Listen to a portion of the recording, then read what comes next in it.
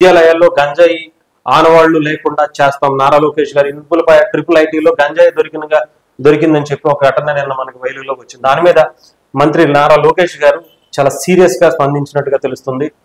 విద్యాశాఖ మంత్రిగా ఆయన ఉంటూ ముఖ్యంగా అక్కడ ఉన్నటువంటి ట్రిపుల్ ఐటీలో గంజాయి దొరకటం ఏంటి, అది కూడా జగన్ ఇలాకా అయినటువంటి ఆ ఏరియాలో అలాంటి జరుగుతుంటే ఏం చేస్తున్నాడు. ఇడుపులపాయ అంటే కంప్లీట్ గా జగన్మోహన్ రెడ్డి గారికి సంబంధించి ఆయన కనుసన్నల్లోనే నడుస్తుంటది. అలాంటిది అక్కడ గంజాయి దొరుకుతుంటే ఆయన ఏం చేశారు అనేది మనం ఆలోచించుకోవాలి.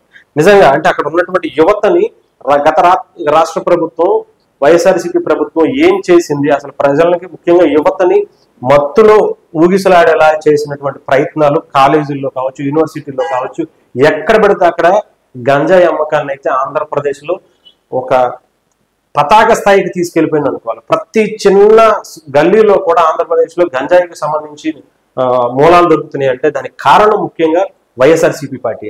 దీని మీద మాత్రం నిజంగా నారా లోకేష్ గారు చాలా సీరియస్ అయినట్టుగా తెలుస్తుంది.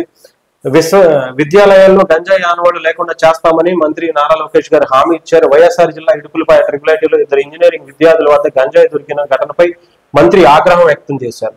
సమగ్ర విచారణ చేపట్టి బాధ్యులపై కఠిన చర్యలు తీసుకోవాల్సిందిగా ఉన్నతాధికారులు ఆదేశించారు. గంజాయి డ్రగ్స్ రాష్ట్రం నుంచి తరిమి కొట్టేందుకు ప్రభుత్వం లక్ష్యమని స్పష్టం చేశారు. ఇడుపులపాయ ట్రిపుల్ ఐటీ క్యాంపస్ లో నెలకొన్న సమస్యలు విచ్చలవిడిగా గంజాయి లభ్యమవడంపై విద్యార్థుల తల్లిదండ్రులు బుధవారం ఉండవల్లిలో మంత్రి లోకేష్ గారిని కలిసి పిల్లల విద్యాలయాల్లో గంజాయిని బానిసలు అవుతున్నారని ఆందోళన వ్యక్తం చేశారట. పిల్లల తల్లిదండ్రులు నిన్న కూడా ఒక వీడియో చేసి అంత దానికి సంబంధించి చాలా సీరియస్ గా తీసుకుంటుంది ఆంధ్రప్రదేశ్ గవర్నమెంట్ కూడా.